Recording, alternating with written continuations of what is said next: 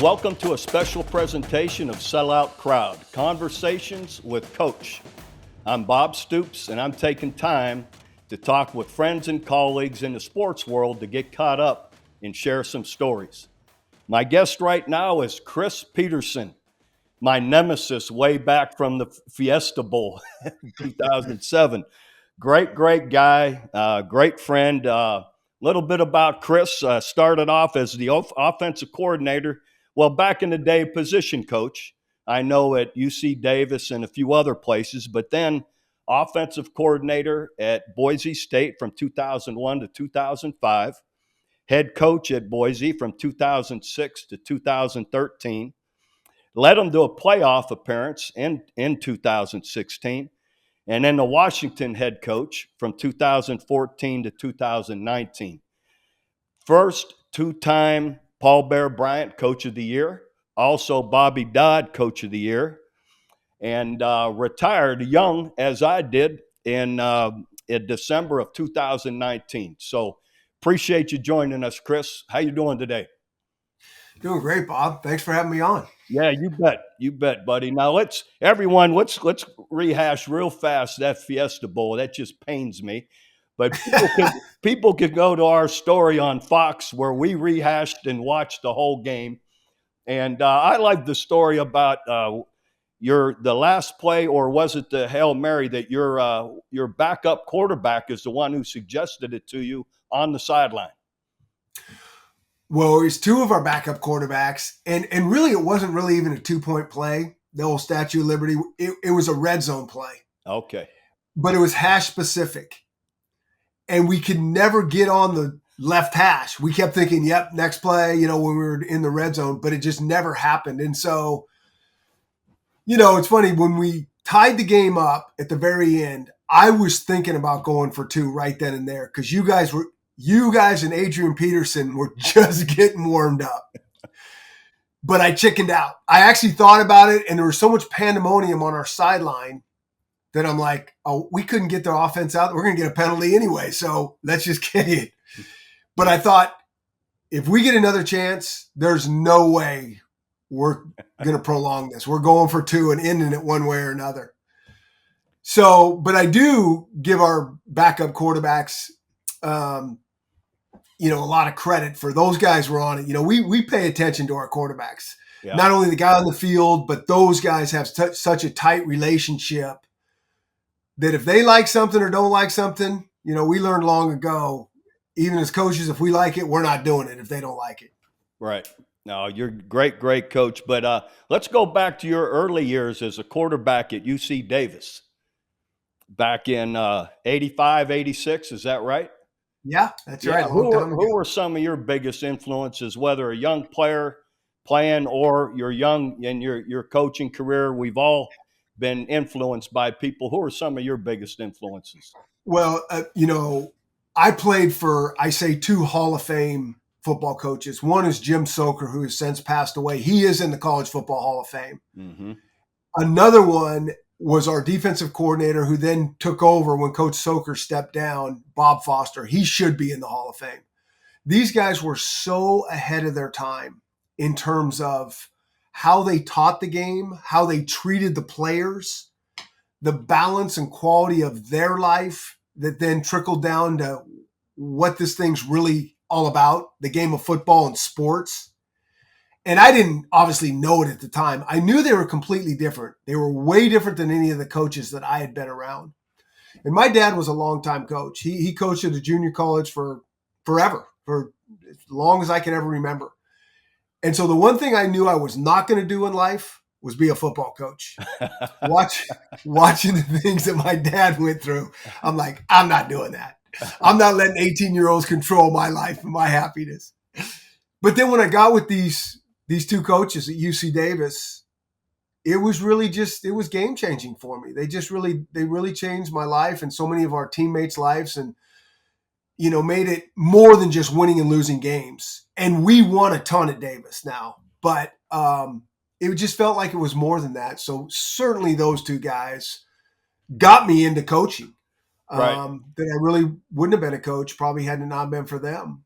It's amazing the influences. Mine are, of course, I start early in my career with Bill Snyder, who's as far over here as you can be, and then to Steve Spurrier. And as you know them both, they're both Hall of Fame coaches, Yeah. totally different in every style of coaching that there is. But I was influenced by both of them, and you just take bits and pieces of it, and you do the best you can. But they really influence you. And one of my big mentors was my D coordinator, my position coach at Iowa, Bill Brazier. He was with Hayden Fry for 30, 40 years, decades. He told me about coaching, just what you were talking about. He says, if you can do without coaching, do without it. If you can't do without it, you got to do it. And that was me. Amen. Right? I think that's such good advice. And, the other thing that you just kind of hit on is, everybody always talks about the head coach and the impact the head coach makes. But I think what people don't understand behind the scenes is really how impactful and game-changing assistant coaches are. Those are the ones, that's what I miss becoming a head coach, the tight bond to my group of guys. Yeah. That's where you're making an impact. I mean, we have a little chat with all the quarterbacks that I coached at Boise. That's awesome. Those guys send and it's there's nothing like that. So the assistants that's as impactful as being a head coach. I if not totally more so. agree. None of us have ever done it alone. Your assistants are such a huge part of it. But all right, real fast, finishing up a couple of things. College football today. How could it be a little bit better? I mean, it's because some of this isn't going away, Chris. But you're a guy who cares about the game like I do. What are some things that where do you see it going, or what could be managed to make it a little bit better? First of all, I don't want to simplify this thing, which I'm going to, because there's a lot of complexity in this thing. But the first thing that I would say is, can we just start with some rules? Yeah. I mean, that's every coach you talk to, every athletic director. It just feels like there's not really great structure, rules, regulation, guidelines. And if they are out there, nobody's playing by them. Right. Like you said, it's not going backwards. And I don't think anyone wants it to. We know it's not going backwards. NIL is not going away. Transfer portal is not going away. But can we tighten this up where everybody feels like this is good, really, for the student athletes? Right. And I don't know. I mean, I just think about NIL right now, and I've said this before, NIL on paper is a really good thing. I remember, this, back in the day when we had this at Boise, I've told the story before, that one of our really good all-time running backs there, Ian Johnson, played in the Fiesta Bowl. Sure. This guy could crochet. Okay. He was a big-time running back, and he could crochet. He made these beanies. He made 15 of them, 10 of them, blue and orange beanies. And he was going to sell them. He was going to put it out there and sell them for $10, $15. That's not happening back in the day. Unreal. Yeah. So when you're that, tight on the rules and it's set up like that it's like a no-win makes no sense. Down the road, something's going to push back on that and it's going to get all blown up. And so, that's just a little example of the rules that just didn't work. When you were feeding your players back in the day and you had trail mix and you couldn't have M&Ms in there and you had to pick out the M&Ms to give them trail mix, or couldn't use jelly or cream cheese on the bagels. So here we are today, basically with the NCAA, because of all the lawsuit stuff, they want no part of regulating anything. So it's the wild, wild west. And now you have NIL, which is really basically just buying players. And, you have coaches poaching other players out of locker rooms, buying them. I mean, nobody's good with that, but that's what's going on. So how do you take care of that? So let's start with rules. Right. But I mean, even the NFL has regulations and rules on salary caps, on not poaching players. You can't be going out recruiting players from other teams and having conversations with them, on and on and on. So I'm with you, and I feel our leadership across the board, NCAA down through athletic directors, whatever, that we didn't get ahead of this 10 years ago, 8 years ago, and have some kind of parameters that it's still really great for the players, but we have some kind of rule and regulation to what's happening. And just what you just said, basically. 100%. And when there's this much money involved in the game, which really is a cool thing, right? It's like Right. that popular, but when there's that much money and no real strong leadership at the top, Right. we all know bad things are going to happen. It's going to be about self-interest and survival. And that's where we are right now. So it's nothing about the greater good of the game, really nothing better for the kids, the coaches, Right. the programs. You have an unsustainable business model that's being used right now in these athletic programs. Like every AD will tell you, this isn't sustainable. Right. So we have to join all these different leagues and take the money, just to survive. Right. Chris, lastly, you're one of the studio analysts every week with Fox Sports. I always enjoy watching you on there. Let's talk real fast. What I've been incredibly impressed with is the play of Colorado. Offensive play design, execution, taking care of the football, defense, the discipline they're playing with. I know it's everyone's talking about it, but you got to give it to them through 2 games. They have played well. 100%. Yep. It has shocked me. Now, I think you and I both know one thing that Coach Prime has done. Well, he's done a few things really well, but one is he's hired some really good assistants. Agreed. I've said it. When he got Sean Lewis, I know Sean Lewis, and I'm like, that guy is a good coach. Oh, Charles Kelly, good coach. Yep. You can go down. So they got good coaches, right? Right. And the personality and that Coach Prime has and the recruit, it's almost set up. You got all these coaches to run the football, and then he's going to be the face and attract all these good players. Right. Really, really impressive. But in a short time, they've executed at a pretty high level. Now, I think they're going to end up being 3-0 after this week, playing Colorado State. And then it gets real.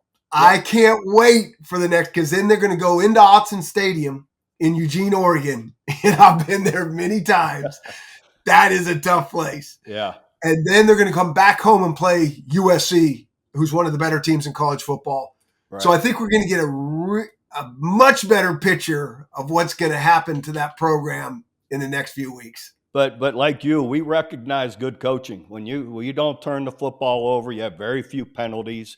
You don't beat yourself, and you're making big plays. That they're doing all of that. So I've been impressed. But I'm with you. Like anything, it's a long year to go through, but we'll see where it goes. But Chris, always appreciate getting a chance to visit with you. You know that.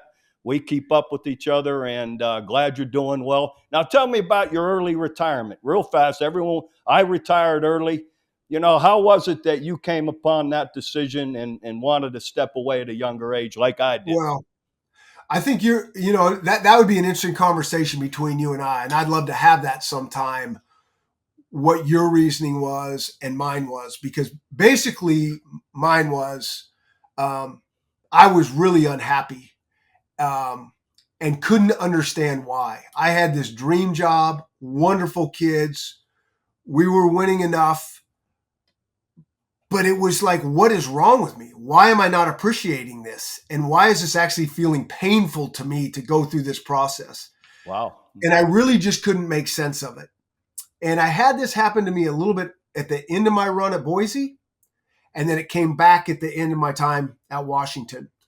And I knew the only way that I'd be able to make some sort of sense would be to step away. And so I did, to try to get clarity. I didn't know if I'd coach again or not. But the one thing is the early retirement, I'm not standing on the sidelines, but I really feel there's coaches that I do consult with. I get to stay in the game with Fox College Football on Saturdays. I love watching college football as long as it's not my team. I'm good with that. Well, and then I do some speaking things. And so I feel like I can control my time, my life. You know this. The problem with the college, it's 24/7, 365. Yeah. And that's just not a way to live your life. I truly felt the same way. I wanted my own time, my own space, period. Otherwise, when am I ever going to get it? And be young enough to go enjoy it, So But you're young enough, you're younger than me, so if somebody's needing a coach, you might still be able to jump in there and give it one more go. Boy, I don't know about that. Hey, the Saturdays are great. Like everybody says, do you miss being on the sidelines? And I'm like, yes, but everything that it takes to lead up to get on those sidelines for those 12, 13 Saturdays, that is a high price to pay. You're exactly right. So appreciate the time, Chris, always, and all the best to you and your family, buddy. Same to you, Bob. Thanks for having me on. Thank you. That wraps up this installment of Conversations with Coach. Follow and subscribe to this channel and visit selloutcrowd.com to find out about upcoming programs.